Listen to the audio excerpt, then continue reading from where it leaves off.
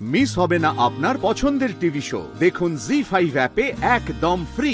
Let's cheers.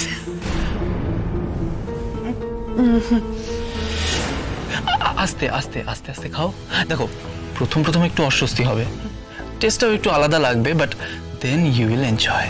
Okay, now now, আস্তে আস্তে আস্তে আস্তে।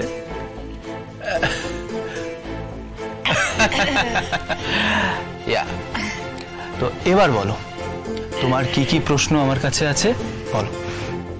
প্রশ্ন তো তোমারও আছে আমার কাছে, তুমি বলো কি জানতে চাও। নীলু, তুমি কি আমাকে মাফ করেছো মন থেকে? তুমি কেন সরি চাইছো? তুমি তো কোনো ভুল করোনি। যা কিছু অন্যায়, যা কিছু ভুল আমি করেছি, তোমার কোনো ভুল নেই। আচ্ছা বলো তো, আমার জীবনের প্রথম ক্রাশ কে ছিল? কে আবার? ঐশ্বর্যরা? একদমই নয়, রিয়েল লাইফ ক্রাশ। দিদি ভাই, তোমার প্রথম প্রেম? দুষ, সে তো অনেক পরে হয়েছিল। আমাদের স্কুলের একটা মেয়ে ছিল, আমি যখন ক্লাস 11-এ পড়ি তখন সে 9-এ ভর্তি হয়। ও গুয়াহাটির মেয়ে ছিল। আসলে প্রথম যেদিন ওকে আমি দেখেছিলাম তখনই আমার মাথা ঘুরে গিয়েছিল।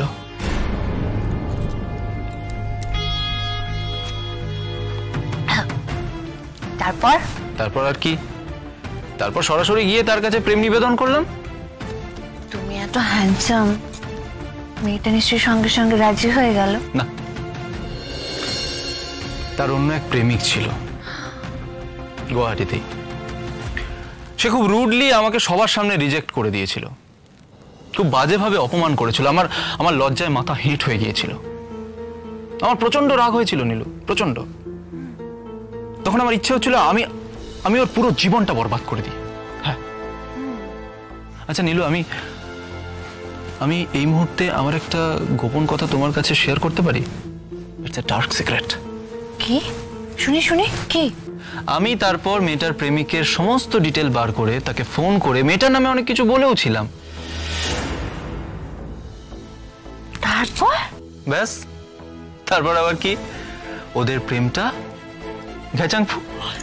বেশ করেছো, একদম ঠিক করেছো, এরকমই সাজা হওয়া উচিত।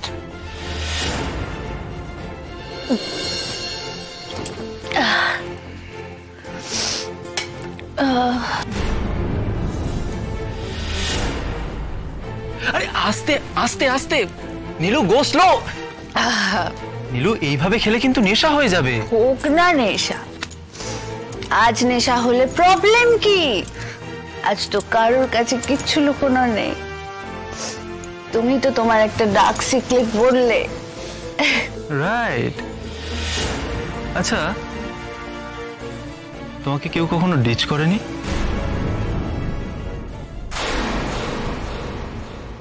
জি5 ডাউনলোড করুন আর সব এপিসোড দেখুন একদম ফ্রি।